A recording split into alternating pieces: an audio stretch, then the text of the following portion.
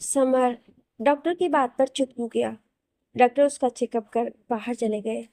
सुरा के दिल में उथल पुथल मची हुई थी। समर सुरा को एकटक देख रहा था। क्या छिपाने की कोशिश कर रही हो मुझसे सुरा? सुरा का मन भारी हो गया था। आंसू गिरने को बेताब थे। वो कुछ बोलती उससे पहले ही सभी घर वाले आ जाते हैं। हर कोई अपने आंसुओं को रोकने की नाकामयाब कोशिश कर रहा था। समर को लगता है कि सब उसकी वजह से रो रहे हैं। वो सबसे बोलता है, अब तो मैं ठीक हूँ। अब आप लोग क्यों रो रहे हैं? चुप हो जाइए। अब उसे कोई क्या बताए कि बीते कुछ घंटों में कितना कुछ हो गया। हर कोई अपने चेहरे पर जबरदस्ती मुस्कान लाने की कोशिश करता है। सुमित्रा जी सुरा से, सुरा कुछ टाइम घर जा बच्चे। समायरा को और तुझे आराम की जरूरत है, फिर आ जाना। सुरा, नहीं दादी माँ, मैं ठीक हूँ। समर, नहीं सुरा, दादी ठीक कर रही है, तुम कुछ टाइम घर जाओ। समर समायरा को गोद में लेता है और उसको सीने से लगा लेता है। दिल को बहुत सुकून मिलता है और समर को भी। सुरा बाकी सबके साथ घर चली जाती है। समर के पास कमला जी और सुमित्रा जी रह जाते हैं। घर का माहौल एकदम शोक में बदला हुआ था। जो समर के सामने अंदर जबरदस्ती मुस्कुरा रहे थे, गाड़ी में उनके आंसू नहीं रुक रहे थे। सुरा जैसे ही घर के अंदर कदम रखती है तो नजरें जाती है सामने मेज पर रखी सम्राट की तस्वीर पर, जिस पर हार चढ़ा हुआ था। सुरा अपनी नजरें हटाकर अपने कमरे में चली जाती है। कब के रोक रखे आंसू बह जाते हैं।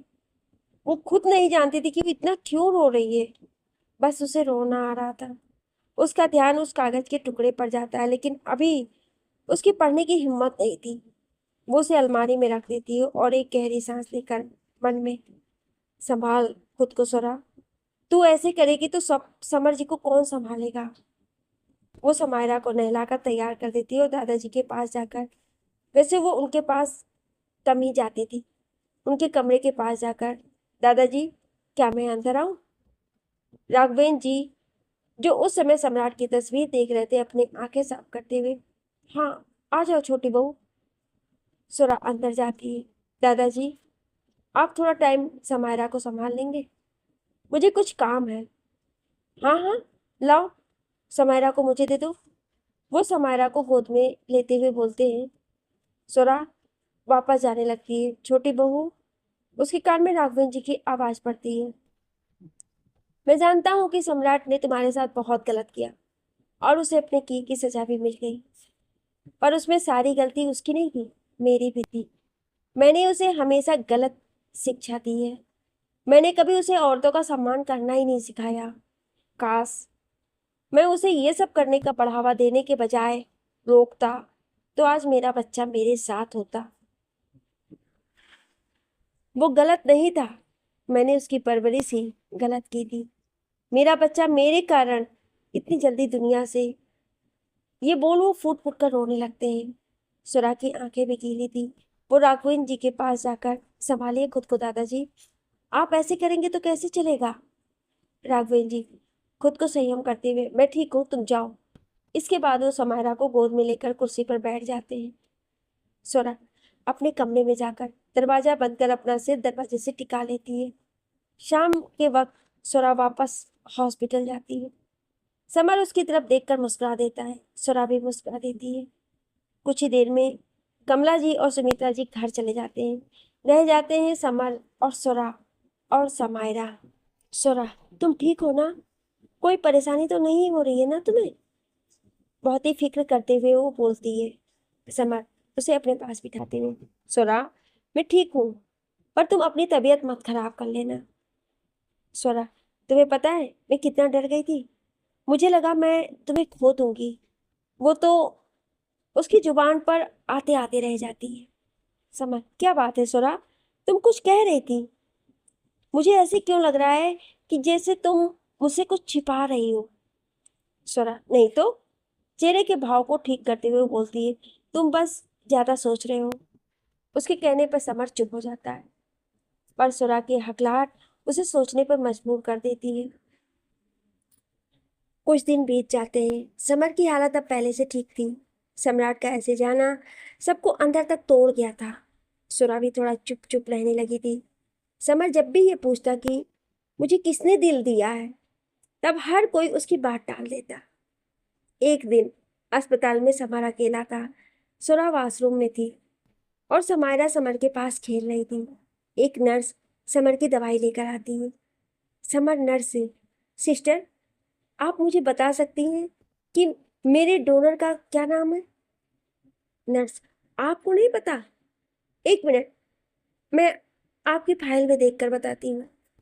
नर्स उसकी फाइल के पन्ने पलटती है। समर बेसब्री से उसके बोलने का इंतजार कर रहा था। नर्स, जी, इस पेशेंट को ब्रेन हेमरेज था। इसी ने आपको अपना हार्ट डोनेट किया है। समर, भगवान उसकी आत्मा को शांति दे।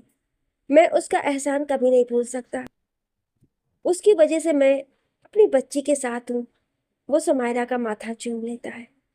नर्स, ये तो है सर। समर, नाम नहीं बताया आपने? नर्स, ओ हाँ, ये कोई सम्राट प्रताप सिंह है। ये सुन समर को एक झटका लगता है। क्या नाम लिया आपने सिस्टर? जैसे उसने गलत सुन लिया हो। नर्स, सम्राट प्रताप सिंह। दरवाजे पे खड़ी सोरा सब सुन लेती है। वो जल्दी से समर के पास जाकर उसको संभालती है। समर उसकी तरफ देखता है, जैसे आंखों से पूछ रहा है कि ये सब सच है। सोरा सिर हिलाकर हाँ का इशारा करती है। समर कुछ भी बोलने की हालत में नहीं था। उसका हाथ खुद ब खुद अपने दिल पर चला जाता है तो उसका दिल धक धक करने लगता है। ना चाहते हुए भी उसकी आंखों से दो आंसू लुढ़क जाते हैं। सुरा उसको चुप करवाती है, पर समर उसका हाथ हटा देता है। वो बोलता है, तुम राजी कैसे हो गई इस चीज के लिए? सुरा वापस से उसका हाथ अपने हाथ में लेकर, उस समय मुझे जो सही लगा वो मैंने किया। मेरे सामने उस वक्त सम्राट नहीं था, वो इंसान था जो मेरे पति की जान बचा रहा था। तुम्हारे सामने मुझे कुछ दिखाई नहीं दिया। समर के सामने सम्राट का चेहरा घूमने लगता है। वो अपने आंसुओं को रोकने की बहुत कोशिश करता है, पर वो नहीं रुकते हैं। सुरा अपनी और सम्राट की आखिरी बातचीत के बारे में उसे बताती है। वो तुमसे बहुत प्यार करता था समर। समर बिना कुछ बोले आंखें बंद कर लेट जाता है। सुरा उसकी हालत समझ रही थी। बहुत मुश्किल वक्त था ये समर के लिए। था तो उसका भाई, जिसे कभी वो जान से ज्यादा चाहता था। ऐसे ही कुछ दिन और बीत जाते हैं। समर अब बिल्कुल ठीक था। आज वो घर जाने वाला था। जब से उसे सम्राट के बारे में पता चला था, तो वो भी खामोश सा रहने लगा था। और सुरा उसे ऐसे देखकर उदास हो गई थी, जिससे समर को लगता है कि मेरे अंदर सम्राट का दिल है, इसलिए सुरा मुझसे दूर दूर रहने लगी। जैसे ही वो घर में कदम रखता है तो दीवार पर टंगी सम्राट की तस्वीर पर निगाहें जम जाती हैं। एक बार फिर सब लोगों की आंखें नम हो गई थी, सुरा की भी। कोई भी कुछ बोलने की हालत में नहीं था। वक्त जैसे एक जगह रुक सा गया हो सबके लिए, पर आगे तो बढ़ना था। समर को घर आए हुए भी 2 महीने हो गए थे। सबकी जिंदगी एक बार फिर चल पड़ी थी। और फिर समायरा तो थी ही सबका गम भुलाने के लिए। जितना समर और सुरा एक दूसरे के करीब आए थे, उतना ही खामोश हो गए थे दोनों। एक लाइन सी खिंची हुई थी दोनों के बीच, जिसे दोनों में से कोई पार नहीं कर रहा था। एक दिन रात को समायरा सो रही थी और सुरा अलमारी में कपड़े ठीक कर रही थी। समर बेड पर बैठे कोई फाइल पढ़ रहा था। सुरा की नजर उस कागज के टुकड़े पर पड़ती है जो सम्राट ने उसे दिया था। हिम्मत कर आज उसे खोलकर पढ़ती है। जैसे जैसे वो कागज पर लिखे शब्द पढ़ रही थी, वैसे वैसे उसकी आंखें गीली हो गई थी। वो पूरा पढ़ने के बाद बेड पर बेसुध सी बैठ जाती है। समर उसकी तरफ देखकर, क्या हुआ तुम्हें सुरा? वो बिना बोले कागज उसकी तरफ बढ़ा देती है और खुद छत पर चली जाती है। समर वो कागज पढ़ता है। मैं जानता हूँ कि मेरे पास वक्त बहुत कम है। मैं तुमसे अपनी सारी बातें नहीं कह पाऊंगा, इसलिए कुछ बातें कागज पर लिख रहा हूँ। हाँ, तो कहाँ पर था मैं? हाँ, भाई से कहना कि मैं उनसे बहुत प्यार करता हूँ। मैं जानता हूँ पहले तो भाई गुस्सा होंगे कि मेरे जैसे घटिया आदमी का दिल क्यों मुझे दिया, पर तुम उन्हें संभाल लेना। मैं तुमसे कोई माफी नहीं मांग रहा हूँ, क्योंकि मैं उसके लायक नहीं हूँ। और तुम दोनों मेरे लिए कोई अफसोस मत करना। मेरा तो यह हाल होना ही था। मैं तो खुश हूँ कि इस जिंदगी से छुटकारा मिल गया। और जाते जाते मैंने दो प्यार करने वालों को मिला दिया। वाकई मोहब्बत बहुत खूबसूरत होती है। मैं हमेशा इससे दूर भागता रहा, और जब इसका एहसास हुआ तो ये मुझसे दूर भागने लगी। पर मैं खुश हूँ स्वरा, मेरी समायरा को बिल्कुल भाई जैसा बनाना। मैं इस दुनिया से चला गया हूँ, ये सोचकर तुम दोनों एक दूसरे से दूर मत हो जाना। ये मेरे ही कर्म थे, ये तो होना ही था। मैं तुम दोनों को एक साथ देखना चाहता हूँ, खुश देखना चाहता हूँ। बस यही मेरी खुशी है, जो मरने के बाद भी मुझे सुकून देगी। नीचे कुछ और भी लाइनें लिखी थी, जिन्हें पढ़कर समर कागज का टुकड़ा अपने सीने से लगा लेता है। वो सुरा के पीछे छत पर जाता है। सुरा एक तरफ खड़ी किसी सोच में गुम थी। समर उसके पास जाकर खड़ा हो जाता है।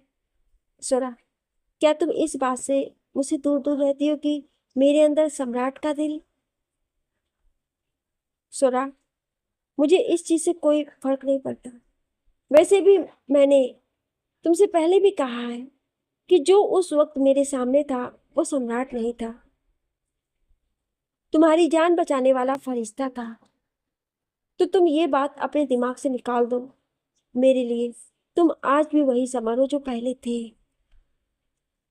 समर, फिर ऐसी क्या बात है जो तुम मुझसे दूर? सुरा, बात यह है कि मैं तुम्हारे दिल में वो जगह नहीं बना पाई जो तुमने मेरे दिल में बना ली है। बोलते वक्त उसका गला रूंझ जाता है। समर उसका चेहरा अपनी तरफ करते हुए, ऐसी बात नहीं है सुरा। सुरा रोते हुए, ऐसी ही बात है। तभी तो तुमने मुझे कुछ बताना जरूरी नहीं समझा। मेरे सारे दुख, सारी तकलीफें, सारे गम अपने प्यार से तुमने सब हल लिए। मुझे दिया तो सिर्फ प्यार, पर अपने दुख, अपने तकलीफ मुझे कुछ नहीं बताया। शायद मेरे प्यार में ही कमी रह गई, जो तुम मुझे इस काबिल नहीं समझे। मैं चाह कर भी तुम्हारे दिल में अपने लिए प्यार नहीं जगा पाई। मुझ में ही कमी थी, तभी तो। समर उसकी बाजू पकड़कर बिल्कुल अपने पास करते हुए, चुप, एकदम चुप, कुछ भी मत बोलो। कोई कमी नहीं थी तुम में और तुम्हारे प्यार में। सुरा रोते हुए, तो फिर क्यों नहीं बताया तुमने मुझे कुछ? क्यों अकेले सब कुछ सहते रहे, क्यों? समर उसका चेहरा अपने हाथों में लेते हुए, मैं डर गया था। मैं तुम्हें फिर से टूटा हुआ नहीं देख सकता था, इसलिए मैंने सोचा कि अपने लिए नफरत पैदा कर तुम्हें यहाँ से दूर भेज दूं। मैं तुम्हारी नफरत तो सह सकता हूँ, पर तुम्हें टूटा हुआ नहीं देख सकता। ये बोल वो सुरा को अपने सीने से लगा लेता है। सुरा भी उसे कसकर पकड़ लेती है। आज कितने दिनों बाद दोनों को सुकून महसूस हो रहा था, और ऊपर सम्राट को भी। समर और सुरा एक दूसरे को गले लगाए खड़े थे। कितने दिनों के बाद सुकून मिला था दोनों को। समर सुरा को और भी करीब करते हुए, अब सारी रात ऐसे ही रहने का इरादा है क्या मैडम? सुरा उसके सीने से लगी, रहने दो ना। कितने दिनों बाद तो तुमने गले से लगाया। तरस गई थी मैं तुम्हारे प्यार के लिए। मुझे लगा मैंने तुम्हें पाकर भी खो दिया। समर उसकी बात पर मुस्कुरा उठता है। वो उससे थोड़ा सा अलग होकर उसका माथा चूम लेता है। अब चले कमरे में? सुरा नामे गर्दन हिलाकर उसके गालों को चूम लेती है। अब चलो। समर तो सुन्न हो गया था सुरा के मासूमियत भरे प्यार पर। सुरा जल्दी से नीचे भाग जाती और समर अपने गाल पर हाथ रखकर मुस्कुराता हुआ अब भी वहीं खड़ा था। समर भी उसके पीछे जाता है। सुरा कमरे में जाकर ऊपर जो हुआ उसे सोच सोच कर मुस्कुरा रही थी। समर उसके पास जाकर पीछे से उसकी कमर पर बाहें लपेटते हुए उसकी पीठ को अपने सीने से लगा लेता और बोलता है, कुछ ज्यादा ही शैतान नहीं होती जा रही हो तुम? सुरा पीछे पलटती है और समर की कमर से बाहें लपेटते हुए, सब तुम्हारे प्यार का असर है। समर उसको और पास करते हुए, अच्छा जी। सुरा उसके और करीब जाते हुए, हाँ जी। अब चलो, मुझे बहुत नींद आ रही है और मुझे आज सुकून वाली नींद चाहिए। समर, अच्छा बाबा, आ तो रहा हूँ। समायरा पालने में आराम से सो रही थी। सुरा समर के सीने पर सर रखकर लेट जाती है और समर उसके बालों में उंगलियां घुमाने लगता है। दोनों इस पल को महसूस कर रहे थे। कुछ ही देर में सुरा सो जाती है। समर उसको देखकर मुस्कुरा उठता है और उसको बाहों में भरकर वो भी सो जाता है। एक बार फिर शुरुआत हो गई थी दोनों के बेहिसाब प्यार की। दिन बीत रहे थे, सबकी जिंदगी अब पहले जैसे होने लगी थी, पर कभी न कभी सम्राट का जिक्र आंखें नम कर देता था। खैर, समर को आज चेकअप के लिए हॉस्पिटल जाना था। सुमित्रा जी समर से, आज अस्पताल से चेकअप करवाने के बाद तुम और सुरा कुल देवी के दर्शन के लिए जाओगे। शादी हो गई, बच्चा भी हो गया, पर दर्शन करने नहीं गए। पर समायरा को मत लेकर जाना, वहाँ का मौसम तो तुम जानते ही हो, और अगर रात हो गई तो वहीं रुक जाना। समर, जी दादी माँ।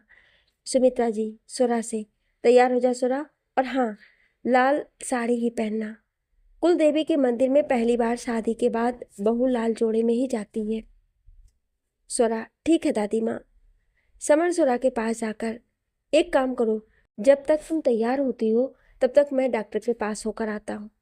सुरा, नहीं, मैं भी चलूंगी तुम्हारे साथ, तुम बहुत बातें छिपाते हो।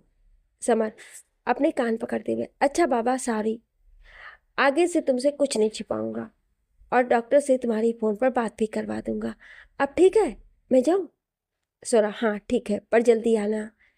समर उसका गाल थपथपाते हुए, बस तुम तैयार रहो, मैं अभी आया। समर चला जाता है और सोरा तैयार होने लगती है। लाल साड़ी, मैचिंग ब्लाउज, हाथों में चूड़ियाँ, चेहरे पर मेकअप, होठों पर रेड लिपस्टिक, बाल खोल रखे थे जो कि कमर तक आ रहे थे। कुल मिलाकर बहुत सुंदर लग रही थी सोरा। समर डॉक्टर के पास पहुंच गया था। डॉक्टर, अब आप पूरी तरह ठीक हैं, अब तो आपको मेरे पास आने की भी जरूरत नहीं है। समर, थैंक यू डॉक्टर, ये सब आपके कारण ही हुआ है। डॉक्टर, नहीं मिस्टर समर, ये सब आपकी पत्नी के कारण हुआ है। उन्होंने जिस तरह आपका ध्यान रखा वो काबिले तारीफ है। समर, वो तो है डॉक्टर। ओके, अब मैं चलता हूँ। कुछ ही देर में समर घर पर था। वो सबको अपने बिल्कुल ठीक होने की खबर सुनाता है, जिसे सुन सभी भगवान को धन्यवाद करते हैं। कमरे में जाकर सुरा तो समर से लिपट जाती है और उसकी आंखों में नमी आ जाती है। समर, सुरा, आज तो खुशी का दिन है, तुम क्यों उदास हो रही हो? मैं ठीक हूँ बिल्कुल, अब हमें निकलना चाहिए। वो दोनों गाड़ी में बैठ कुलदेवी के मंदिर के लिए निकल जाते हैं। सुरा शीशे में से बाहर देख रही थी। हवा से उसके खुले बाल लहरा रहे थे। समर उसका हाथ पकड़कर गियर पर रख उस पर अपना हाथ रख देता है। सुरा की नजरें झुक जाती हैं। समर, बहुत अच्छी लग रही हो, पर ये नजरें मत झुकाओ, दिल को कुछ कुछ होता है। सुरा मुस्कुरा उठती है। थोड़े समय में वो मंदिर में दर्शन कर रहे थे। दोनों हाथ जोड़कर भगवान के सामने खड़े थे। पंडित जी दोनों से पूजा करवाते हैं। दोनों मंदिर से बाहर आते हैं। अभी अंधेरा नहीं हुआ था। सुरा, अभी तो बहुत टाइम है, घर चलते हैं। समर, बिल्कुल नहीं, मेरे साथ चलो, तुम्हारे लिए एक सरप्राइज है। सुरा अपनी आंखें बड़ी बड़ी करके, सरप्राइज मेरे लिए, वो भी यहाँ पर, क्या है बताओ ना। समर सुरा को गाड़ी में बिठाते हुए, पहले चलो तो सही। कुछ ही देर में उनकी गाड़ी एक बहुत ही सुंदर कॉटेज के सामने रुकती है। सुरा गाड़ी में से उतरने लगती है। समर उसका हाथ पकड़कर, रुको 2 मिनट, वो उसकी आंखों पर पट्टी बांध देता है। सुरा मुंह बनाते हुए, अब ये पट्टी निकालो इसे। समर उसका हाथ पकड़कर अंदर ले जाते हुए, चुपचाप चलो, बहुत बोलती हो तुम। सुरा, अच्छा जी, मैं ज्यादा बोलती हूँ। मैं, ठीक है, अब मैं बोलूंगी ही नहीं, तुम कितना भी बुलाओगे तब भी नहीं बोलूंगी। समर उसकी बातों पर मुस्कुरा रहा था। सुरा का बोलना चालू रहता है, तुम सुन रहे हो ना, मैं नहीं बोलूंगी। सुरा के इतना कहते ही समर उसको कमर से पकड़कर अपने पास करता है और अपने होंठ उसके होठों पर रख देता है। सुरा को तो एक करंट सा लगता है, पूरा शरीर सुन्न हो गया था उसका। समर उससे अलग होकर, अब चुपचाप चलो। सुरा तो शर्म से मरी जा रही थी, अब उसकी आवाज भी नहीं निकल रही थी। समर को उस पर बहुत ही प्यार आ रहा था और उसकी हालत पर हंसी भी। समर एक जगह सुरा को रोकता है, फिर अपने होंठ उसके कान से छूते हुए, मैं पट्टी हटा रहा हूँ, तुम धीरे धीरे अपनी आंखें खोलना। सुरा के हाथों की मुट्ठियां उसकी साड़ी पर कस जाती हैं। वो सिर हिलाकर हाँ का इशारा करती है। समर धीरे से पट्टी खोल देता है। सुरा धीरे धीरे आंखें खोलती है। जैसे ही वो आंखें खोलती है तो सामने का नजारा देख चेहरे पर मुस्कान और आंखों में नमी तैर जाती है। वो चारों तरफ नजर घुमाकर देखती है तो दिल खुशी से झूम उठता है उसका। दरअसल पूरा कॉटेज बहुत सुंदर सजाया गया था और कॉटेज का एक ऐसा कोई कोना नहीं था जहां आई लव यू सुरा ना लिखा हो। बड़ी बड़ी सुरा की तस्वीरें लगी थी। सुरा उन सबको छू कर देख रही थी और आंखों से खुशी के आंसू बह रहे थे। समर यही खुशी उसके चेहरे पे देखना चाहता था। समर पीछे से उसको बाहों में भरते हुए, कैसा लगा इस नाचीज का छोटा सा तोहफा? सुरा उसके सीने से लगते हुए, मैं बता नहीं सकती मैं कितनी खुश हूँ। तुमने मेरे लिए ये सब करने का सोचा। ये बहुत बड़ा तोहफा है मेरे लिए। मेरे पास शब्द नहीं है बताने को। मुझे सपने जैसा लग रहा है। मुझे यकीन नहीं हो रहा है कि तुम मुझसे इतना प्यार करते हो। समर उसको कसकर पकड़ते हुए, यकीन कर लो सुरा, यही सच है। मैं तुमसे बहुत बहुत बहुत प्यार करता हूँ। बेहद इश्क है तुमसे, बेहद। सुरा की आंखों से अब भी आंसू बह रहे थे। समर उसका चेहरा ऊपर करता है और उसके बहते आंसुओं पर अपने होंठ रख देता है। अब इन आंखों में आंसू नहीं आने चाहिए, समझी तुम? सुरा शर्मा कर दूसरी तरफ भाग जाती है। समर उसके पीछे भागते हुए, सुरा रुको तो, भाग कर कहाँ जाओगी? भागते हुए सुरा एक जगह पहुंच जाती है जहाँ एक टेंट हाउस था जो बहुत ही खूबसूरत तरीके से सजाया गया था, जिस पर लिखा था वेलकम सुरा। इतने में समर भी उसके पास आ जाता है। सुरा अंदर क्या है? समर खुद ही चलकर देख लो। वो अंदर जाते हैं। अंदर एक टेबल पर जिसपे सारा खाना सुरा की पसंद का था और उसके आसपास रखी तो कुर्सियां, जमीन पर गुब्बारे बिखरे पड़े थे। समर उसका हाथ पकड़कर एक कुर्सी खींचकर सुरा को बिठाता है और खुद उसके सामने वाली कुर्सी पर बैठ जाता है। सुरा बहुत खुश थी। ये तो उसके चेहरे से ही पता चल रहा था। समर सुरा को अपने हाथ से खाना खिलाता है और सुरा उसे। दोनों खाना खाकर टेंट से बाहर आते हैं। सुरा अब और कोई सरप्राइज भी रह गया है क्या? समर उसकी बात पर हंस पड़ता है। सुरा हंसो मत, ये बताओ हम आज रात यहीं रहने वाले हैं ना? समर हाँ, अंदर एक रूम है, चलो आओ तुम्हें दिखाता हूँ। सुरा उसका हाथ पकड़कर, यहीं रुकते हैं ना, यहाँ कितना अच्छा लग रहा है। समर नहीं, मौसम खराब हो रहा है, तुम्हें ठंड लग जाएगी, चलो आओ। समर उसे अंदर तक लेकर जाता है। जैसे वो कमरे का दरवाजा खोलता है तो हैरानी से आंखें फटी रह जाती है उसकी। कमरे को पूरा फूलों से सजाया गया था। बेड पर गुलाब की पंखुड़ियों से दिल बनाया हुआ था। चारों तरफ मोमबत्तियां जल रही थी। पूरा सुहाग रात वाला माहौल था, जिसे देख सुरा का दिल धक धक करने लगता है। उसे लगता है कि ये सब समर ने भी किया है। पर सच तो ये था कि इस बारे में समर को भी कुछ नहीं पता। उसने तो बस बाहर की सजावट करने को बोला था। अब होटल वालों ने गलत मतलब निकाल लिया तो क्या करे? समर सुरा की तरफ देखता है तो सुरा शर्मा कर चेहरा घुमा लेती है। समर को लगता है कि सुरा उसे गलत न समझ ले। वो जल्दी से सुरा के पास जाकर, ये सब मैंने नहीं किया। मैंने तो बस बाहर की डेकोरेशन करवाई थी। ये पता नहीं कैसे इन लोगों को गलतफहमी हो गई है शायद। तुम रुको, मैं ये सब साफ कराता हूँ। सुरा को समर की इस हालत पर हंसी आ रही थी और प्यार भी आ रहा था। जब वो समर की तरफ नहीं देखती तो समर, सुरा प्लीज गुस्सा मत होना, मैंने ये सब नहीं किया है, मैं खुद ही साफ करता हूँ।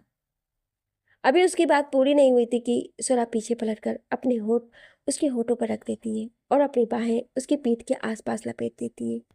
समर के हाथ भी उसकी पीठ पर चले जाते हैं। दोनों बेहद करीब थे। सुरा हल्का सा दूर होकर, बीबी हूँ तुम्हारी। तुम तो ऐसे घबरा रहे हो जैसे, ये बोल वो हंसने लगती है। समर, सुरा की बच्ची रुको, तुम्हें तो अभी मैं बताता हूँ। बहुत हंसी आ रही है ना तुम्हें?